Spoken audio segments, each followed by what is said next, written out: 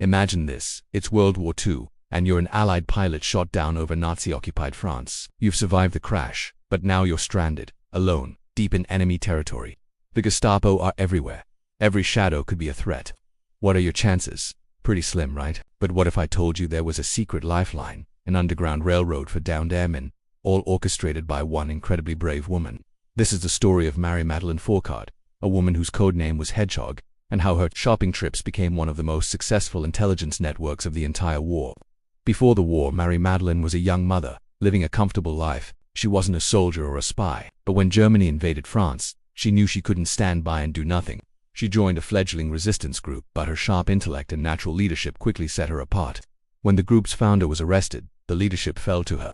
She was just 31 years old. She renamed the network Alliance, but the Nazis would come to know it by another name, Noah's Ark. Why Noah's Ark? Because Marie-Madeleine gave every member an animal codename. She was Hedgehog, a small, unassuming creature that's surprisingly tough and prickly when threatened. Her agents were tiger, eagle, fox, and hundreds of other animals. This wasn't just a quirky detail. It was a vital security measure. If an agent was captured and tortured, they could only give up an animal name, not a real identity. It was a simple but brilliant system that saved countless lives.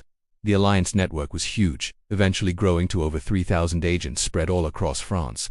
These were ordinary people, farmers, shopkeepers, doctors, priests who risked everything to fight back. Their main job was gathering intelligence. They mapped out German coastal defenses, reported on U-boat movements, and even got their hands on a new German V-2 rocket, providing crucial information to the Allies. Their work was so precise and valuable that it directly paved the way for the DI landings. But today, we're focusing on one of their most daring and compassionate operations, rescuing downed Allied airmen. When a pilot's plane went down, the race was on. The Gestapo would be searching for them, but so would the Alliance. Local agents, often farmers who saw the crash, would rush to the scene, hide the pilot, and give them civilian clothes. This was the first, and perhaps most dangerous, step. Once the airman was hidden, a message would be sent up the chain to Hedgehog. This is where the real genius of the operation began. Marie-Madeleine orchestrated a complex escape line that stretched from the fields of northern France all the way to the safety of neutral Spain.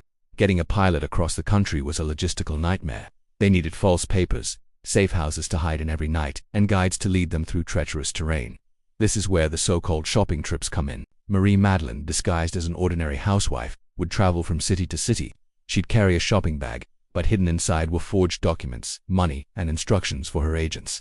She met with her animals in crowded cafes, bustling train stations, and quiet churches, passing on vital information right under the noses of the Gestapo. She was constantly on the move, changing her appearance, her name, her entire identity. She was a ghost, a whisper in the shadows. The journey for the pilots was terrifying. They were moved from one safe house to the next, sometimes hidden in the back of trucks, in secret compartments in homes, or even in funeral hearses. They had to trust complete strangers with their lives, unable to speak the language, knowing that a single mistake could mean capture, torture, and death for everyone involved. The final leg of the journey was often the most perilous, a grueling trek over the Pyrenees Mountains into Spain. These mountain passes were patrolled by German soldiers and fraught with natural dangers like blizzards and avalanches, but brave local guides, known as passers, knew the mountains like the back of their hands and lead group after group to freedom. Marie-Madeleine herself faced constant danger. She was hunted relentlessly by the Gestapo, who knew a powerful female leader was coordinating the resistance. She was arrested not once, but twice. The first time, she managed to talk her way out. The second time, she pulled off an escape that sounds like something out of a movie. Held in a fortress, she stripped naked, squeezed her small frame through the bars of her cell window, and dropped into the courtyard below, escaping back into the night to continue her work. She even had to leave her own children behind for their safety, a heartbreaking sacrifice that shows the depth of her commitment. Over the course of the war, Marie-Madeleine's Noah's Ark network saved an estimated 7,000 Allied personnel. Think about that number. 7,000 pilots, navigators, and gunners who were able to return to the fight, or at least return home to their families, all thanks to the courage of one woman and her army of ordinary heroes. She was the only woman to lead a major French resistance network, and her work was absolutely vital to the Allied victory. After the war, Marie-Madeleine dedicated her life to preserving the memory of her fallen comrades.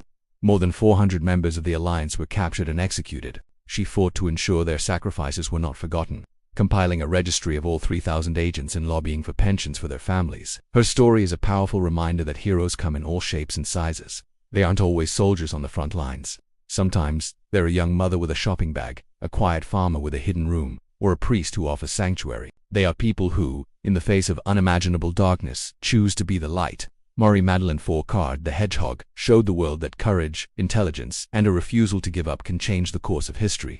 Her story deserves to be told, and her legacy should inspire us all. Thanks for watching. And if you found this story as incredible as I did, please like the video and subscribe for more tales of unsung heroes. See you next time.